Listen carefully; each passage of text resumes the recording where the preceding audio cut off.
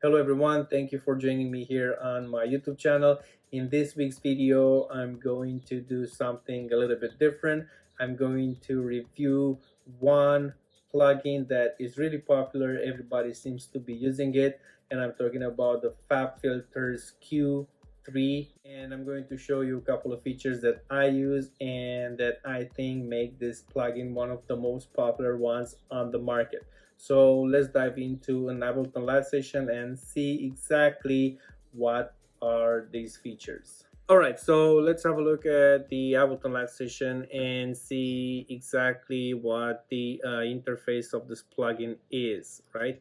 So as you open the plugin, we see that the interface is really clean and it really maximizes the screen real estate because it is not loaded with a lot of information. Basically, the information pops up as you are trying to modify certain things in the frequency range.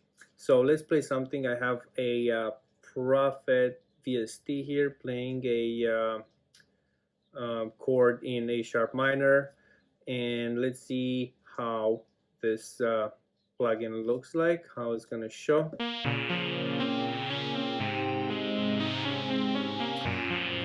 And from the start we can see that you also have a spectrum analyzer embedded in the equalizer, and this makes it a lot easier to work with.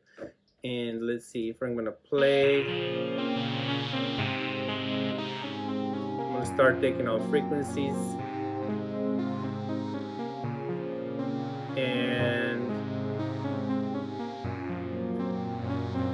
and basically this is a parametric EQ, meaning that I can add nods. Well, this is called a nod, and we have a lot of properties that make these nods really flexible, and we're gonna go through these one by one and see exactly how we can shape the sound to have something that we want. So we added something around this range. Let's 33.4. We're gonna play it. All right, and you can see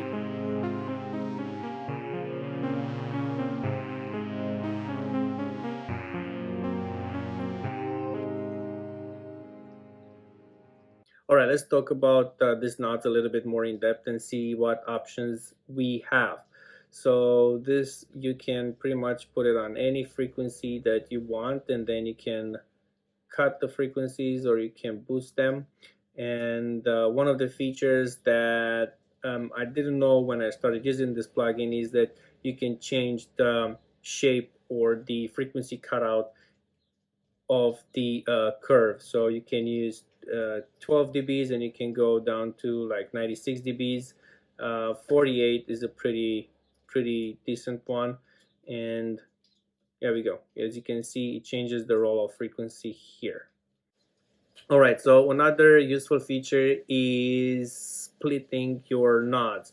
This will basically offer the option to sort of pan the frequencies in the spectrum field, and let's say you want to add more low end on the left and more top end on the right, and let's see how this sounds.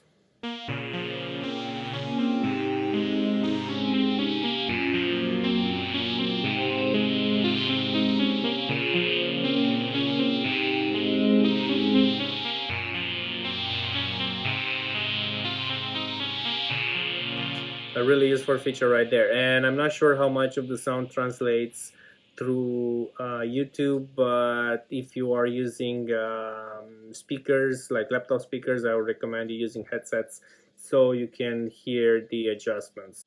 All right, next we're going to go through some of the features hidden under the hood, and I'm talking about these guys right here on the lower side of the plugin. And we're going to see the piano roll, and what this does, it shows you where the notes fall on the keyboard. So basically, if you have two instruments playing, then you want to blend them better together, you can actually see what notes and what keys those notes are in. And for example, if I want to boost the top end here, right?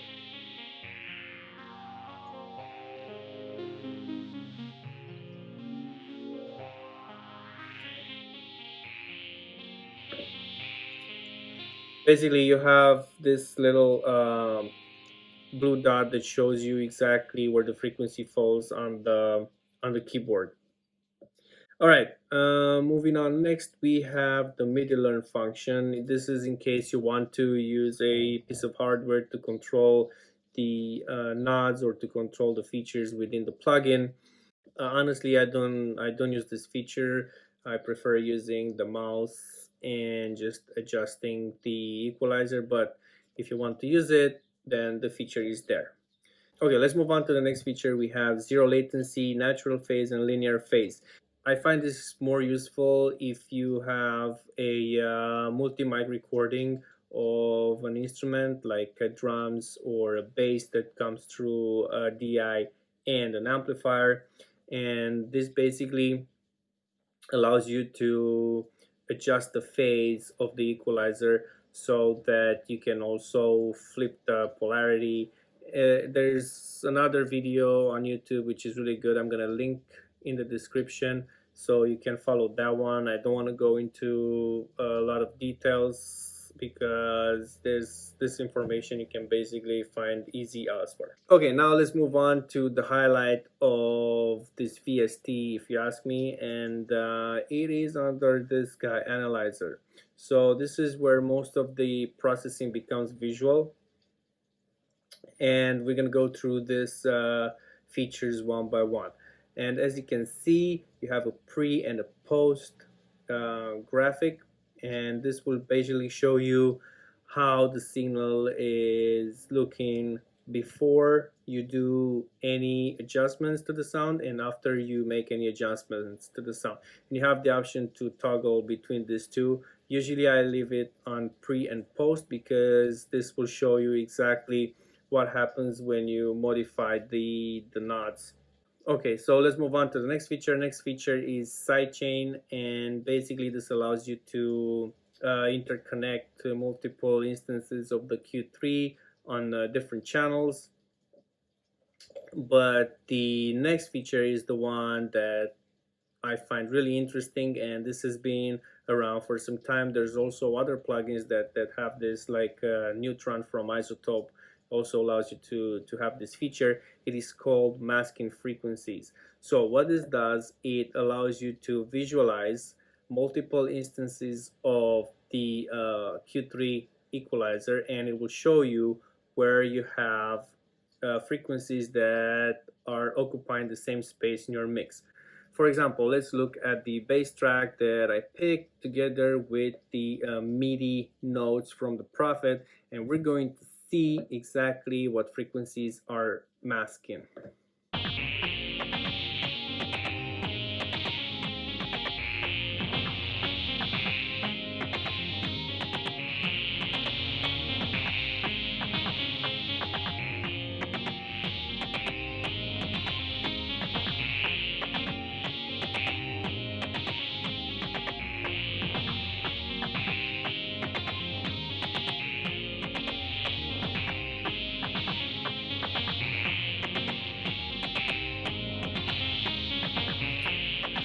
So um, you can see those little lines that turn into red. Those are um, areas where energy builds up really fast, and the Q3 is basically letting you know that there might be an issue, and it is your option if you want to adjust it or not. The only thing that can be improved in this plugin, in my opinion, is the ability to change a different instance of the Q3 filter from a different channel. For example, if I want to adjust my EQ on track 2, I need to be on that Q3 that is inserted in track 2. I cannot change it from track 1. And I mentioned earlier about the neutron from isotope, that is a plugin that knows how to do that, because you have access to both or to multiple VST screens within the same screen. All right, let's move on to the next feature, and I want to show you what spectrum grab does and how you can use it to change the frequencies that are affecting your mix. And we have, let's stick to this MIDI track. Okay, let's play it. I'm gonna take this guy off.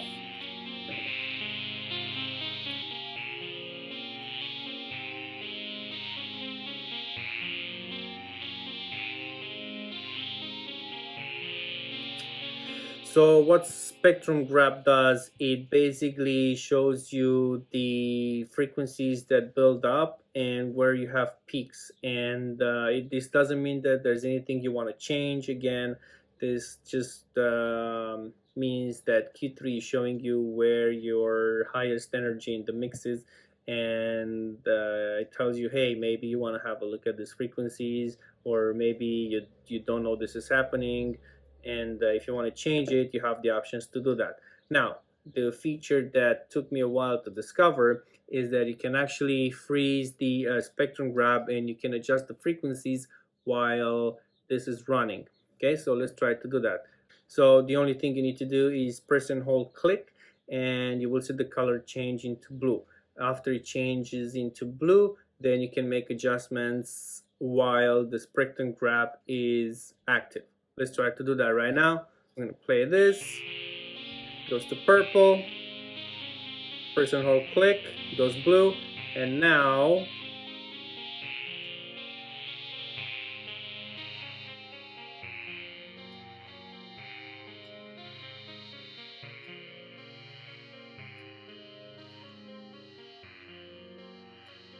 yeah, and then you get the idea. This is helping you get more control over the equalizer, and you won't find yourself chasing any frequencies that might bother you. The next feature is called EQ match. So what this does, it matches the EQ of your track to another reference track. And I find this to be most useful after I have mastered the song, and I want to see how the master translates before I send it to the online stores. So I reference a track that is pretty much similar to the genre in which I have my track, and I can see exactly what the difference in the frequency spectrum is.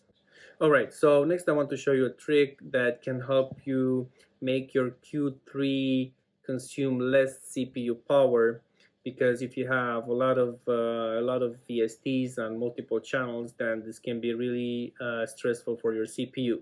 So if you go here where you have kind of this options, you will see you have resolution, speed, and tilt. So basically you can change the resolution of the frequency spectrum to low, medium, so it will not run your graphics card that much, and also the speed on how the spectrum analyzer is displaying the information on your screen. Now, of course, depending on what you're working at that moment, you can change this to fast or slow. But if you need to improve the CPU usage, you can change the resolution to medium or even low, and the speed to slow or very slow. And again, this will help you run multiple instances of Q3 without running out of CPU power. Okay, so let's move on towards the right side, and the next button is bypass. This will allow you to basically do an A/B comparison with and without the filter. And here on the lower right, you have the gain and the panning options represented nicely with the graphics here, the circles. And as I mentioned before, one of the features that I think makes this plugin so popular is that it's doing a great job in keeping a good real estate on lower size screens. You can even turn on and off the view meters. And let's go through some other options that we have here. We have the invert phase, and this is the auto gain.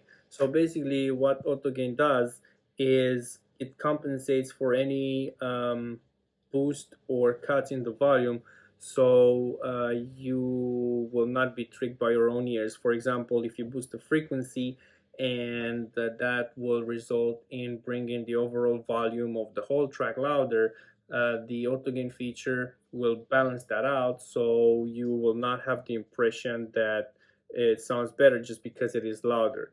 We do have the tendency to think that if the sound becomes louder, it is also sounding better, which is not true, and this is how your ears can trick you. And yeah, I think that's about it. I'm going to show you also how to take the nodes out. If you want to basically reset, you can just click on one of the nodes. You can go on this X, and there you go. You have a clean instance of the FabFilter Q3. Another feature that is available is, of course, the presets, and you have it right here on the top right. And they are nicely organized depending on instruments, even genre. I don't recommend using this unless you want to have a better visual of what frequencies are present in certain instruments. But when it comes to mixing and mastering, or shaping the tone of your instruments, the best way is to use your ears. Of course, you can have a look at the presets. This will give you a basic overall ballpark to see what frequencies are affected. But yeah, I don't recommend using this presets for anything rather than a reference point. Alright guys, so these were a couple of features within FabFilter Q3 that I like to use in my Ableton Live sessions. And I also want to mention that I'm not endorsed by the manufacturers of the software in any way. I just wanted to show you a couple of features that I think make your life easier in mixing and basic overall EQing on your DAW. As always, if you guys have any questions or comments, please leave them in the comments section below. And that was it for this video. Please subscribe to my YouTube channel. I am trying to bring more subscribers here. And if you have any ideas for following videos, please leave them in the comments section below. Thank you very much for checking out this video, and I'll see you soon.